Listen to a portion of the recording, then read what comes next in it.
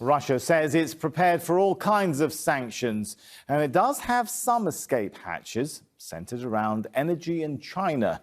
The country's biggest earner, the oil and gas industry, has been spared.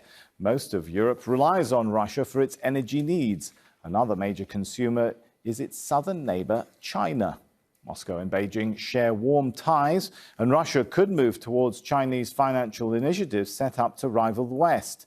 They include greater use of the Chinese currency and the cross-border interbank payment system.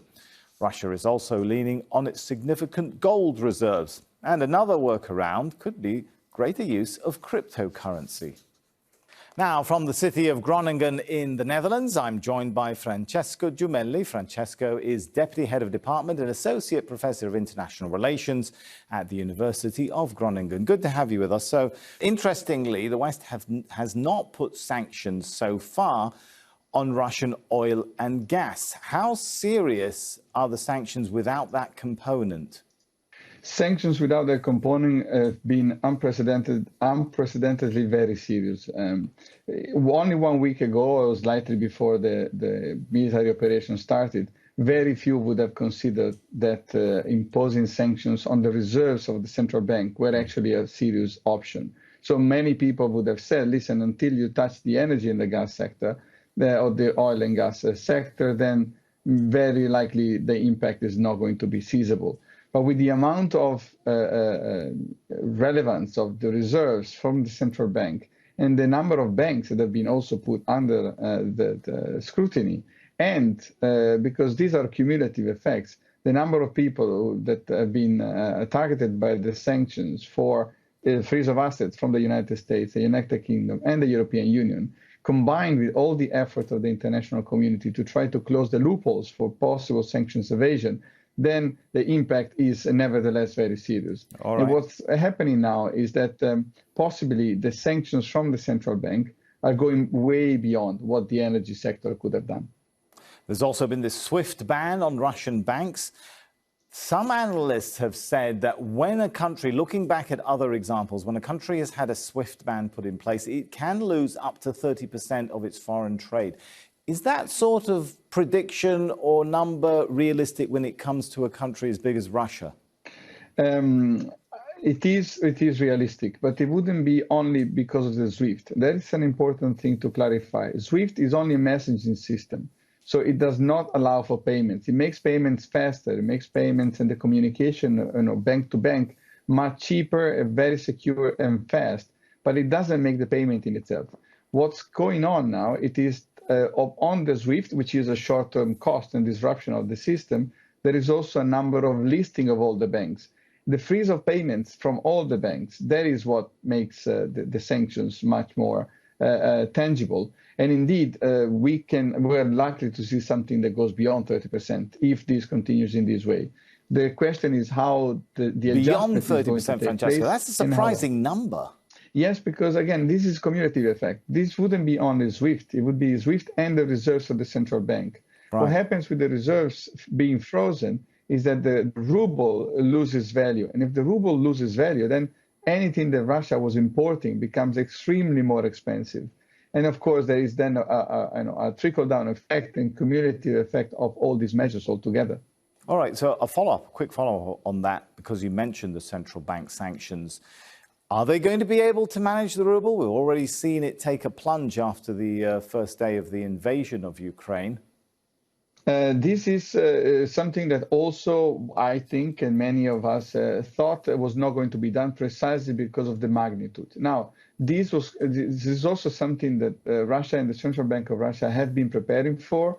So, for instance, the exposure to the dollar went down from 40% to 15% in only a few years, which means that this was something that they were preparing for, as much as the increase in the reliance on the renminbi, so the Chinese currency.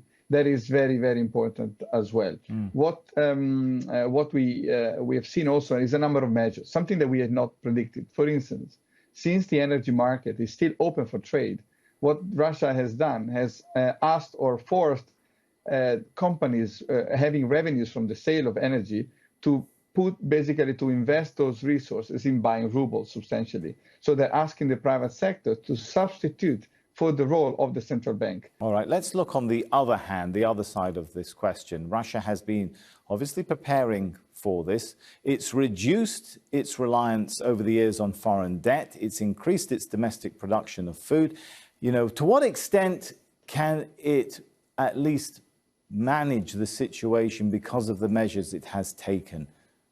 In the short term, there are measures that have been taken, and they seem to be, trying to cope with the emergency and the seriousness of the impact of sanctions. Potentially, we can also say that a country can survive independently from the rest. The case here is North Korea. They can live with very little foreign trade, but at the same time, the cost is very high. So it's not too much to know whether Russia will survive. Russia is a large country with lots of, as you mentioned, also internal resources. Is at what cost will they want to survive under these conditions, and what kind of toll they will take in the medium and the long term? And that is very interesting to know. I mean, Russia, for as much as we want to think that we can create what now has been called Fortress Russia, an economy, if it wants to grow at this stage in history, is always very interdependent from others. So imagining Russia surviving at this level without being interconnected with the rest of the world is utopia. All right, I'm glad you mentioned with the rest of the world, because that prompts us to talk about China. To what extent can China make up for the loss of Western markets? To what extent can some of its systems, its currency payment systems, make up for the loss of SWIFT and so on? This is also one of the questions that we had and we are discussing now. Russia has been increasing its ties with China. Again, as I've already mentioned, the reserves, they went up to 12% from zero virtually in 2017 only. In 2021, the trade between Russia and China increased up until 150 billion. So Russia accounts for, China accounts for an important part of Russia's trade. The question is whether China is willing to sacrifice everything else, because China is more important to Russia than the other way around. Russia accounts only for 3-5% of Chinese trade. So now with the situation that we've been seeing, any support from the Chinese state or Chinese companies might be seen very negative from the rest of the world, especially from the US, the European Union, and the United Kingdom. If we see also the dynamics, how it's going, some of the Chinese companies have already discontinued their operations with Russia because they don't want to incur into what they became to be known as secondary sanctions from the United States. So long story short, it is possible that China can provide some support to Russia in this stage, but this would be a very risky move from China as a state, but also from each individual company that engage with Russia at the moment. All right, thanks so much for your analysis. It's been great talking to you, Francesco. Thank you very much for having me on the show.